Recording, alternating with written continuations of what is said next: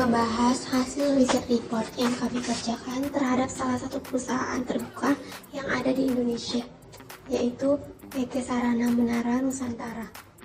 Sebelum kami lanjut untuk menjelaskan, izinkan kami untuk memperkenalkan diri. Nama saya Prayoto Hardianto, NPM 21110102. Nama saya Salsana Bidadamanik, NPM 21110029. Nama saya Nila Taliana, NPM 21110048. Nama saya Armanda, NPM 21110132. Baiklah, sebelum lanjut, saya akan menjelaskan metode pembuatan dari riset report dengan perusahaan PT Sarana Menara Nusantara Tbk yang telah kami kerjakan. Jadi, metode yang kami gunakan adalah top down, di mana metode ini terbagi menjadi 3 bagian. Yang pertama adalah menjelaskan tentang makroekonomi, kemudian yang kedua adalah menjelaskan tentang sektoral atau industri, dan yang ketiga menjelaskan tentang perusahaan. Kemudian saya akan menjelaskan bagian yang pertama, yaitu menjelaskan tentang makroekonominya. Berdasarkan gambar dari kondisi makroekonomi. Pertama adalah pertumbuhan ekonomi. Tercatat sebesar 8,4% YoY pada kuartal ketiga tahun 2024. Angka ini menunjukkan pertumbuhan ekonomi yang kuat. Kedua, inflasi. Inflasi utama atau headline inflation sebesar 2,12% YoY. Target inflasi untuk tahun 2024 adalah 2,5%, sehingga inflasi masih dalam rentang target. Ketiga adalah nilai tukar. Kurs mata uang tercatat 0,70% dengan nilai tukar 690 USD, menunjukkan stabilitas mata uang terhadap dolar Amerika Serikat. Keempat, yaitu suku bunga. Suku bunga bank di Indonesia berada di 6,00%. Kenaikan terjadi secara bertahap sejak tahun 2022 dengan 5 kenaikan pada tahun 2022 dan 2 kenaikan pada 2023 dan 2 kenaikan lagi pada tahun 2024. Kelima ada neraca perdagangan. Tidak terdapat keterlibatan langsung terhadap trade surplus atau defisit. Secara keseluruhan, kondisi makroekonomi menunjukkan pertumbuhan yang positif dan inflasi yang terkendali. Sementara nilai tukar dan suku bunga memberikan stabilitas bagi perekonomian. Selanjutnya, pada bagian ekonomi indikator, terdapat 2 grafik yang memberikan informasi tentang indikator ekonomi pertumbuhan PT Menara Sarana Nusantara Tbk, yaitu yang pertama adalah grafik penggunaan handphone pada tahun 2019 hingga 2024 di Indonesia. Grafik menunjukkan tren jumlah penggunaan handphone dari tahun 2019 hingga 2024 terdapat peningkatan yang konsisten dari tahun ke tahun, mencerminkan pertumbuhan penetrasi teknologi seluler di masyarakat. Pada tahun 2024, jumlah pengguna diproyeksikan mencapai puncaknya dibandingkan tahun-tahun sebelumnya. Yang kedua adalah grafik pangsa pasar operator seluler di Indonesia pada tahun 2024. Grafik ini menunjukkan distribusi pangsa pasar berbeda operator seluler di Indonesia pada tahun 2024. Operator yang disebutkan yaitu Telkomsel memiliki pangsa pasar tertinggi, yaitu pangsa pasarnya 53%, dan XL Axiata berada di posisi kedua dengan pangsa pasar 25%, dan Indosat Ooredoo mempunyai pangsa pasar 20%, dan yang terkecil yaitu 2%. Kesimpulannya dari gambar ini adalah salah satu yang menjadi indikator pendapatan PT Sarana Menara Nusantara Tbk. Kemudian saya akan menjelaskan pertumbuhan ekonomi. PT Sarana Menara Nusantara Tbk atau Tower sepanjang tahun 2024 pendapatannya meningkat secara konsisten. Selama periode Januari hingga September 2024, Tower mencatat total pendapatan sebesar 9,4 triliun atau tumbuh 8,4% dibandingkan periode yang sama tahun sebelumnya. Pertumbuhan ini sesuai dengan ekspektasi pasar, didukung oleh ekspansi bisnis yang agresif di sektor jaringan fiber dan konsolidasi strategis. Pada kuartal ketiga tahun 2024, Tower membukukan pendapatan sebesar 3,3 triliun, naik 6,0% secara kuartalan dan tumbuh 12% secara tahunan.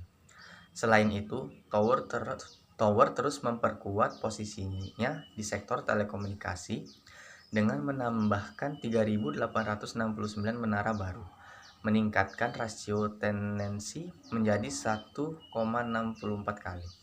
Meskipun pendapatan per menara menurun menjadi 19,9 juta rupiah, tarif sewa meningkat menjadi ke 13,1 juta rupiah. Kemudian inflasi dan kebijakan moneter. Inflasi utama PT Sarana Menara Nusantara Tbk atau Tower pada kuartal ketiga tahun 2024 tidak secara langsung disebutkan dalam pencarian. Namun, secara umum, inflasi di Indonesia pada periode tersebut menunjukkan tren yang stabil dan rendah. Pada Agustus 2024, inflasi tahunan tercatat sebesar 2,12% dan diperkirakan tetap rendah hingga akhir tahun. Dan faktor-faktor seperti lemahnya permintaan yang berkontribusi terhadap perlambatan inflasi.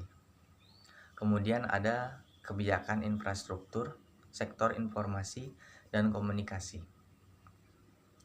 Kementerian Komunikasi dan Informatika atau Kominfo percepat pembangunan infrastruktur telekomunikasi untuk menyelesaikan daerah yang tidak memiliki koneksi internet.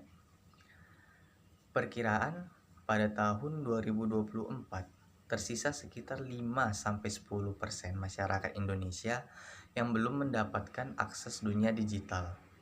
Ini terjadi dikarenakan kos yang tidak stabil dengan hasil yang didapat.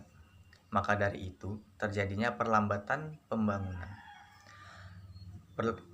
pembangunan infrastruktur telekomunikasi, dan di sini peran pemerintah untuk memastikan bahwa seluruh rakyat dapat kesempatan yang sama untuk bisa terkoneksi ke dunia informasi yang lebih sehat, pintar, cerdas, dan sejahtera. Baiklah, saya akan melanjutkan pemaparan mengenai kinerja dan pencapaian dari PT Sarana Menara Nusantara. PT Sarana Menara Nusantara mencatatkan kinerja yang solid hingga September 2024 dan diperkirakan akan melanjutkan kinerja positifnya setidaknya hingga akhir tahun 2024. Daniel Wijaja selaku analis Mirai Aset Sekuritas mencermati kinerja yang solid disebabkan oleh pertumbuhan dalam semua segmen serta hasil akuisisi PT Inti Bangun Sejahtera Tbk. Untuk akhir tahun, Daniel memproyeksi pendapatan TOWR sebesar 12,3 triliun atau naik 5,5% dari perolehan tahun lalu, sementara laba bersihnya sebesar 3,54 triliun atau meningkat 7,41 dari laba bersih tahun 2024. Terkait prospek ke depan, analis Kiwom Sekuritas Indonesia Soekarno Alatas menilai TOWR masih berpeluang melanjutkan pertumbuhan didukung oleh tingginya permintaan terhadap menara telekomunikasi. Seiring dengan penetrasi internet yang terus meningkat, di sisi lain, aksi korporasi ini berupa right issue yang dananya akan digunakan untuk melunasi utang serta memperkuat modal kerja menjadi langkah strategis perusahaan.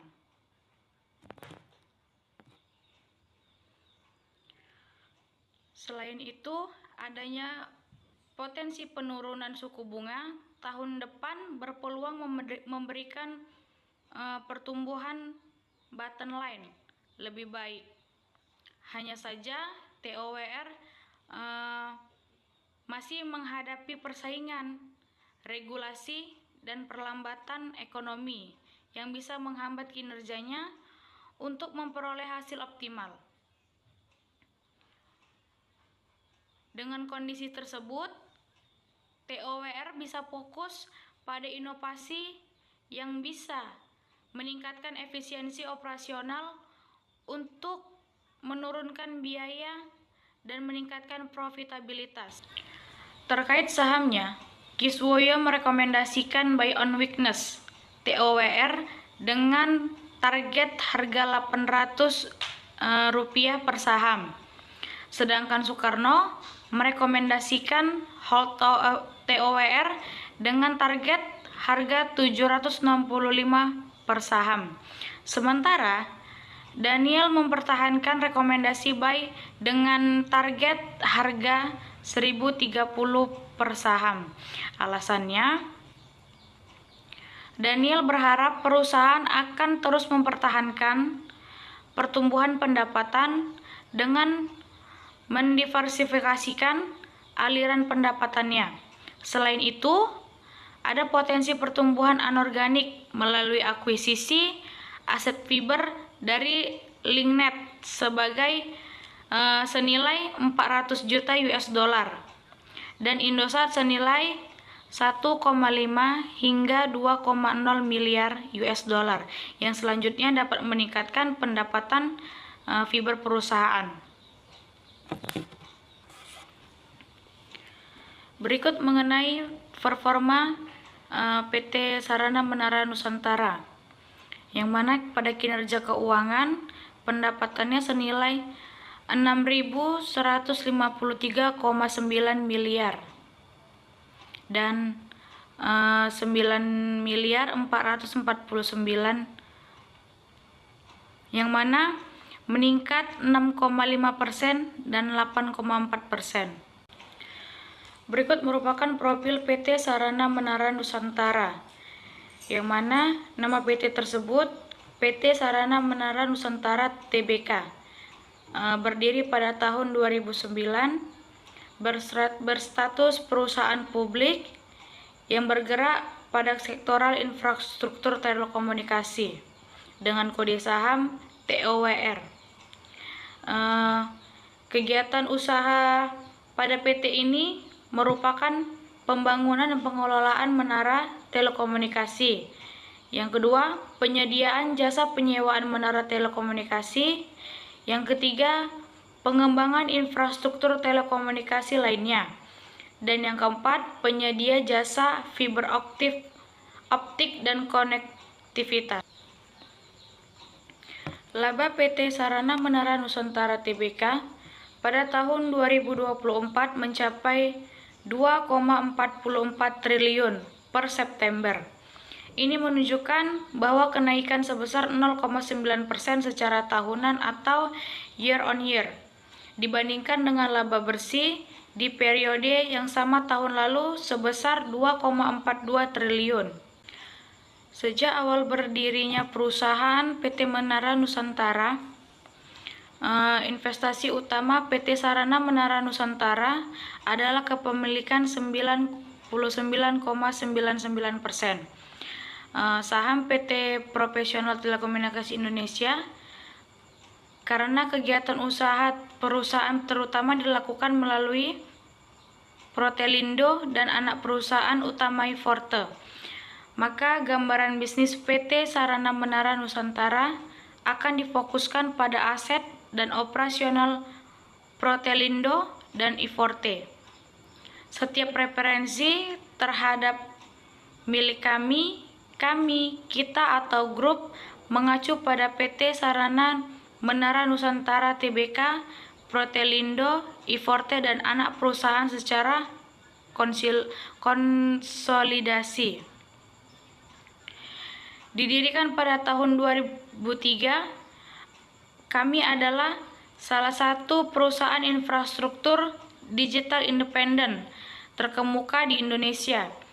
Pada September 2024, PT Sarana Menara Nusantara memiliki dan mengoperasikan sekitar 35,371 menara telekomunikasi dan kurang lebih 160.000 km jaringan fiber optik di Indonesia, terutama di Sumatera, Jawa, Bali, Kalimantan, dan Sulawesi.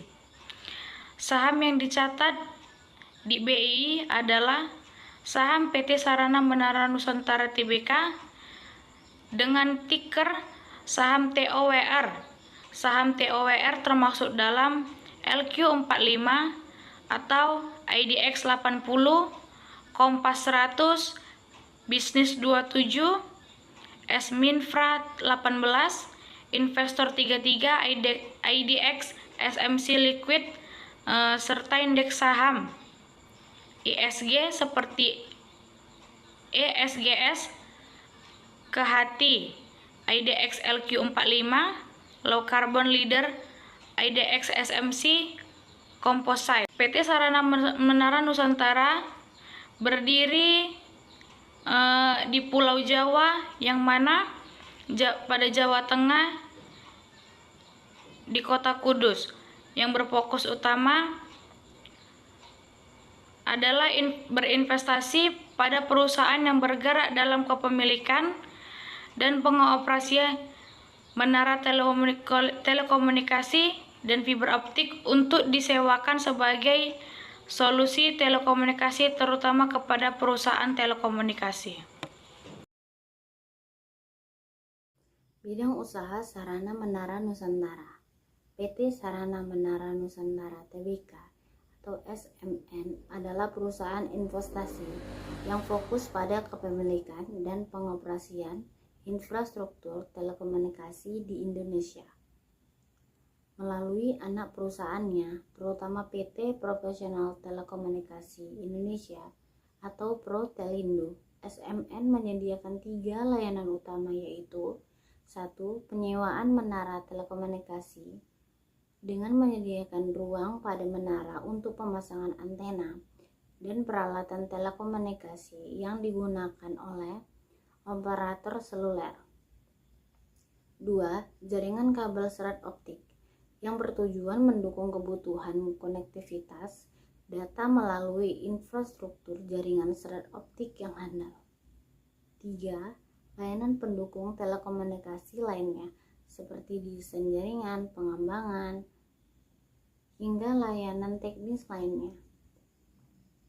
Hingga September 2024, SMN melalui Protelindo berhasil mengoperasikan sekitar 35.371 menara telekomunikasi dan jaringan kabel serat optik sepanjang 160.000 km. Infrastruktur ini tersebar di berbagai wilayah Indonesia, mencakup Jawa, Bali, Nusa Tenggara Timur, Nusa Tenggara Barat, sebanyak 21.019 menara, Sumatera 7.984 menara, Kalimantan sebanyak 3.199 menara, Sulawesi 2.717 menara, Maluku dan Papua 452 menara. Pencapaian ini menempatkan SMN sebagai salah satu pemain utama dalam infrastruktur telekomunikasi di Indonesia. Dengan jaringan yang tersebar luas, SMN berperan penting dalam mendukung kebutuhan komunikasi nirkabel yang terus meningkat seiring dengan pertumbuhan penggunaan internet dan layanan digital. Tidak hanya itu, fokus pada pemerataan akses telekomunikasi juga menjadi prioritas SMN. Dengan menghadirkan jaringan di berbagai wilayah, termasuk daerah terpencil, SMN mendukung transformasi digital di Indonesia dan mempercepat perkembangan sektor telekomunikasi.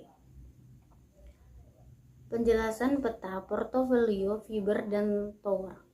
SMN juga memiliki portofolio jaringan serat optik yang tersebar di berbagai wilayah Indonesia. Dengan total panjang 258.135 km, detailnya adalah Jawa menjadi wilayah dengan jaringan terpanjang, yaitu 135.748 km. Sumatera dengan panjang jaringan 57.077 km. Sulawesi 9.742 km. Bali dan Nusa Tenggara sepanjang 8.341 km. Kalimantan 4.763 km. Portofolio jaringan ini melengkapi infrastruktur menara telekomunikasi yang telah dimiliki SMN, memberikan dukungan yang lebih luas untuk konektivitas nasional. Dengan pendekatan ini, SMN tidak hanya fokus pada area dengan kepadatan penduduk yang tinggi, tetapi juga memperluas infrastruktur di wilayah-wilayah lain untuk mendukung pemerataan akses digital di wilayah Indonesia. Dengan pencapaian ini, SMN menunjukkan komitmen yang dalam mendukung pertumbuhan ekonomi digital dan memperkuat infrastruktur telekomunikasi yang berperan penting dalam aktivitas masyarakat modern. Mulai dari komunikasi sehari-hari hingga kebutuhan bisnis dan pemerintahan. Risiko 1. Ketergantungan pada operator telekomunikasi bisnis utama PT Sarana Menara Nusantara Tbk adalah menyewakan menara telekomunikasi kepada operator seluler. Hal ini membuat pendapatan perusahaan sangat bergantung pada stabilitas bisnis para penyewa. Jika operator mengalami kesulitan keuangan, seperti penurunan profit atau pengurangan investasi dalam infrastruktur, maka dampaknya akan langsung terasa pada pendapatan perusahaan. Ketergantungan ini menjadi salah satu tantangan utama yang harus dikelola dengan baik oleh perusahaan agar tetap stabil dalam kondisi pasar yang dinamis. 2. Resiko regulasi dan kebijakan pemerintah. Perubahan kebijakan pemerintah seringkali menjadi tantangan bagi industri telekomunikasi. Misalnya, regulasi baru yang terkait dengan perizinan pembangunan menara dapat mempengaruhi waktu dan biaya investasi. Begitu juga perubahan tarif sewa, pajak, atau kebijakan lingkungan yang dapat berdampak langsung pada operasional perusahaan. Oleh karena itu, PT Sarana Menara Nusantara Tbk harus memiliki kemampuan untuk beradaptasi dengan cepat terhadap perubahan ini guna memastikan keberlanjutan bisnis mereka. 3. Risiko teknologi. Kemajuan teknologi telekomunikasi sangat pesat. Misalnya, implementasi jaringan 5G yang kini sedang berkembang pesat serta peningkatan konektivitas satelit menjadi tantangan tersendiri. Jika teknologi ini mampu mengurangi ketergantungan pada menara telekomunikasi, maka permintaan terhadap layanan penyewaan menara berpotensi menurun secara signifikan. Hal ini memaksa perusahaan untuk terus berinovasi dan mencari solusi agar tetap relevan di teknologi yang terus berkembang. 4.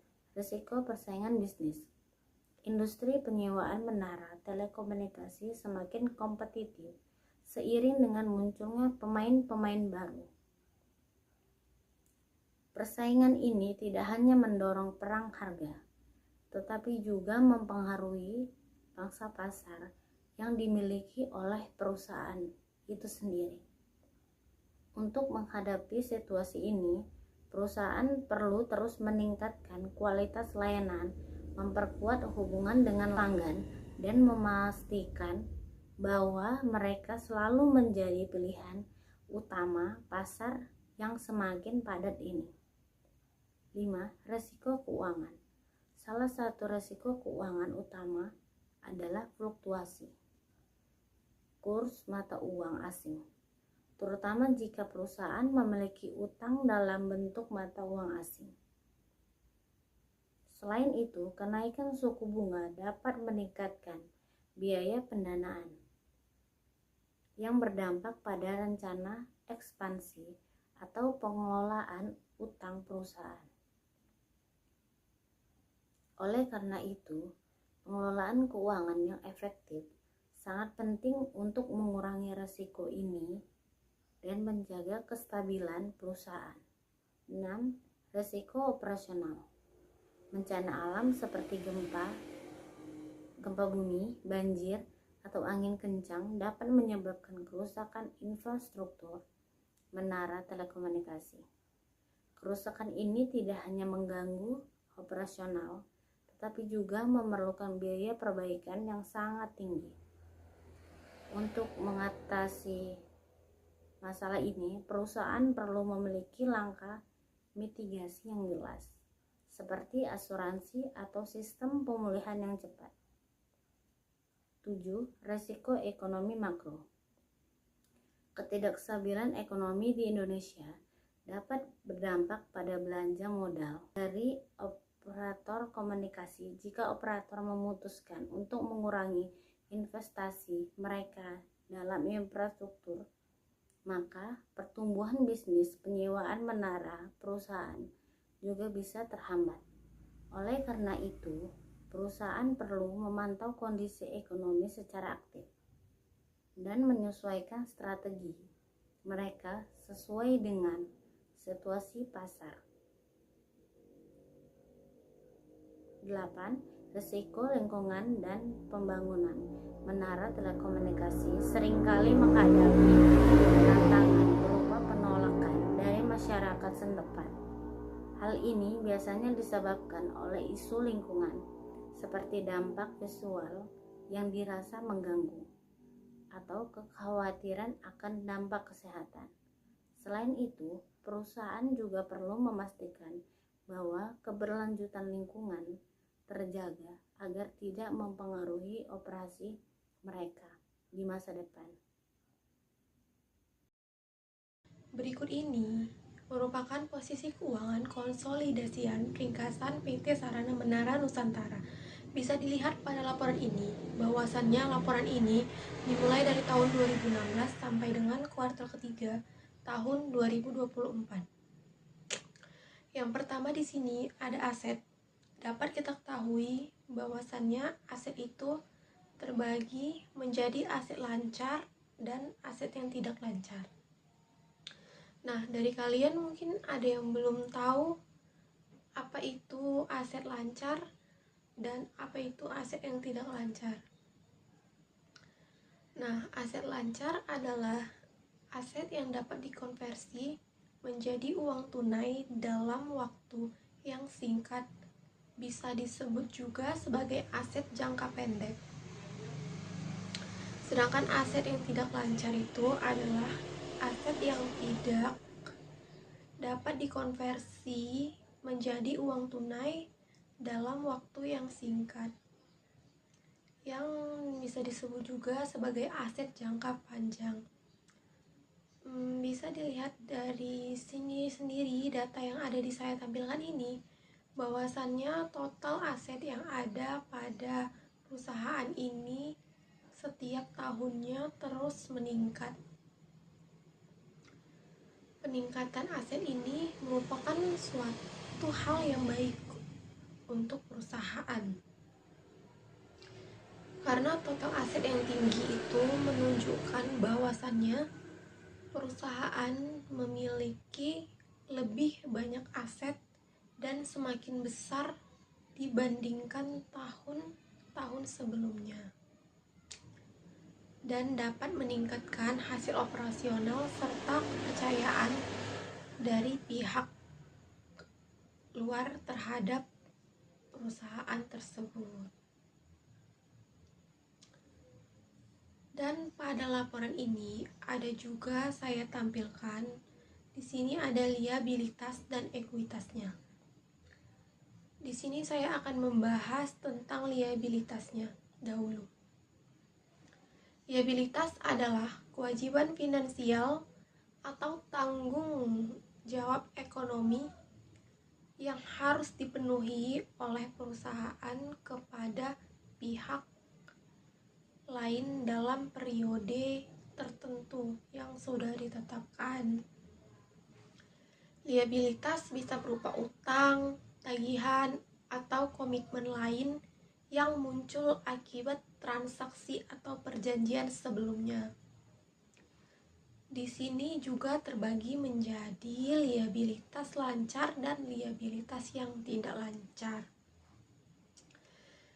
Liabilitas lancar itu merupakan kewajiban yang harus dibayar dalam waktu kurang dari 1 tahun atau dalam siklus operasional yang normal perusahaannya.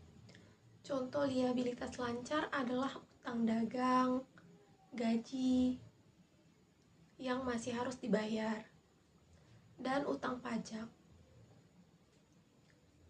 Kemudian liabilitas tidak lancar yaitu merupakan kewajiban yang harus dibayar dalam waktu lebih dari 1 tahun atau tidak dapat dilunasi dalam siklus operasional yang normal perusahaan.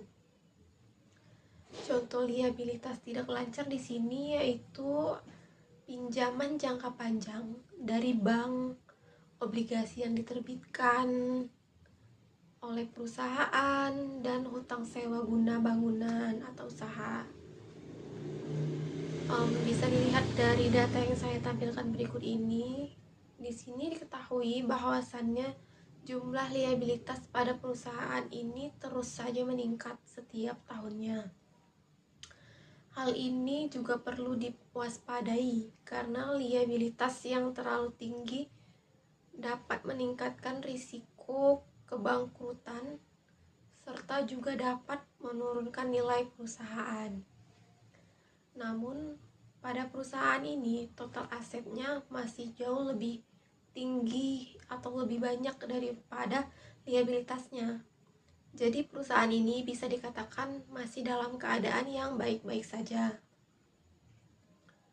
Dari total aset dan jumlah liabilitas tersebut, kemudian didapatlah hasil ekuitasnya seperti yang ada pada laporan ini. Ekuitas, bagi yang belum tahu, ekuitas itu merupakan jumlah uang yang akan dikembalikan kepada pemegang saham pada suatu perusahaan yang diperoleh atau didapat dari total aset dikurangi dengan jumlah liabilitasnya. Pada laporan ini, total ekuitas tiap tahunnya semakin meningkat. Peningkatan ekuitas pemegang saham secara umum dianggap menguntungkan, dan dari laporan keuangan PT Sarana Menara Nusantara ini menunjukkan bahwasannya kondisi keuangannya stabil serta risiko kerugiannya terbilang rendah. Berikut ini merupakan valuasi PT Sarana Menara Nusantara pada tanggal 18 Desember tahun 2024. Nilai intrinsik PT Sarana Menara Nusantara Tbk adalah Rp949,83. Penilaian TOWR ini didasarkan pada model discounted cash flows growth exit 5 years. Saat ini Rp180.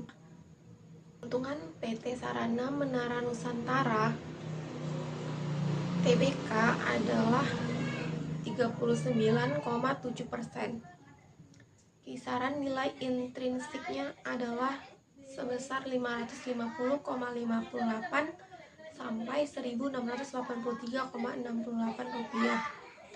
Dan discounted cash flows-nya di growth axis 10 years dengan nilai intrinsiknya 1019,94 sampai dengan 2337,12. Diperoleh keuntungan sebesar 118,7%. Dan juga bisa dilihat sendiri dari gambar di samping ini, discounted cash flows EBITDA exit 5 years dan 10 years hasilnya berapa jumlahnya, serta hasil lainnya. Dari hasil tersebut diperolehlah WACC atau tingkat pengembaliannya yang harus dibayarkan perusahaan untuk atau kepada semua sumber keuangannya seperti utang dan ekuitas, yaitu sebesar 7,6%.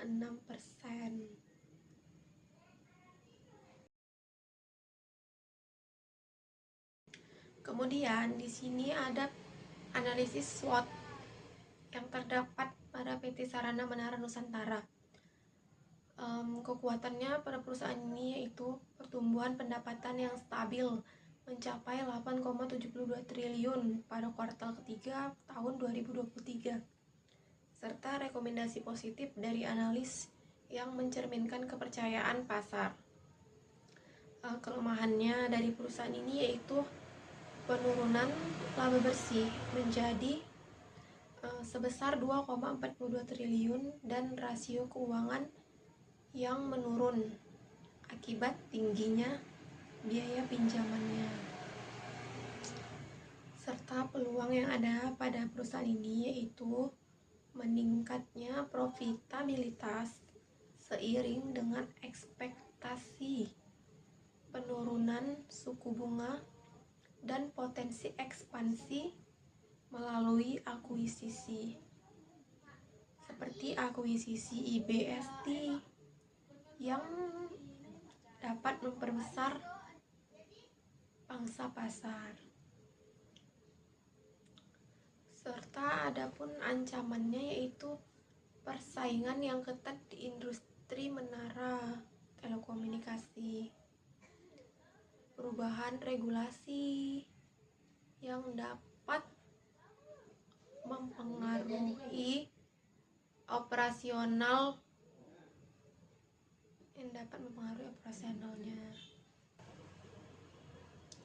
Berikut ini adalah gambar harga saham PT Sarana Menara Nusantara atau TOWR pada tanggal 18 Desember 2024. Di sini dapat dilihat bahwa harga sahamnya itu masih seharga Rp665, yang pada tanggal ini saham ini menurun sebanyak 2,21%. Berdasarkan gambar tersebut, saham PT Sarana Menara Nusantara Tbk atau TOWR saat ini direkomendasikan untuk dibeli. Dengan alasan tim analis Bareksa merekomendasikan untuk melakukan pembelian pada saham di rentang harga 915. Nah, di mana saham ini sedang ada di harga 665 dan dengan target harga ambil untungnya di 940 dan 960 rupiah, serta stop ruginya di harga 850. Selain itu, konsensus dari 23 analis juga menunjukkan sikap bullish terhadap saham ini dengan target harga jangka panjang sekitar 1.159,75 per sahamnya. Demikian pemaparan dari kami. Kurang dan lebih kami mohon maaf. Assalamualaikum.